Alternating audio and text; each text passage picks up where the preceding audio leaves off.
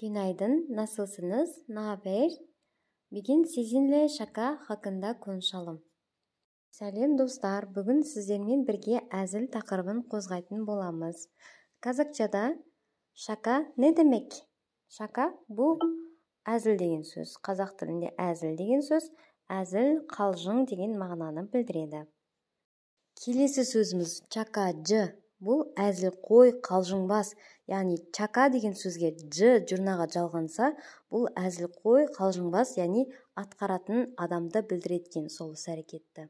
Мысалы, қазақ тілінде де жұрнақ бар. Шы деген, ән деген сөзге шіні жалғасақ, әнші, би, биші. Дәл сол секілді түрік тіліндегі жы жұрнағы, ол да сол адамды атқаратын адамды білдіреткен. Мысалға, чака әзіл, чакажы әзіл қой. Түсінікті ме? Енді чака yapmak, бұл етістік болып тұр. Бұл әзілдеу, қалжыңдау, әзіл айту деген мағынаны білдіреді. Достар, егерде қызықты әзіліңіз болса, комментарийге жазып, басқалардың күрімдеуіне себепші болыңыз. Келесі, шака гибисин. Бұл біртүрлі әзіл деген сөз. Мысалға, біреу әзіл айтады, бірақ қызықсыз, күлкілі емес. Сол кезде сіз ол адамға чака гибисин деп айтсаңыз болады.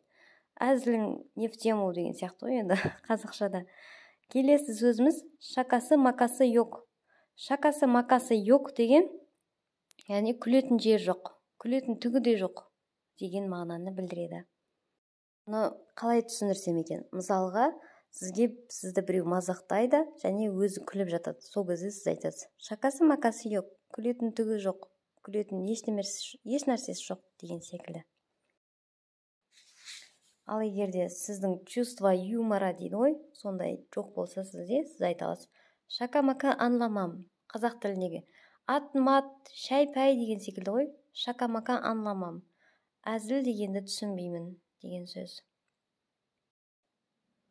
Келесі сөз тіркесі ол чакайы какая жебермек. Бұл әзілді басқан нәрсеге айналдырды. Яғни ойыннан от шықты деген нәрсе ғой қазақ тілінде.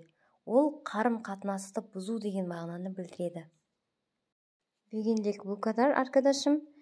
Менің каналыма тіркеліп қойыңыз, лайк басыңыз, комментарийге сұрақтарыңызды, әзілдеріңіз болса жаза отырыңыз.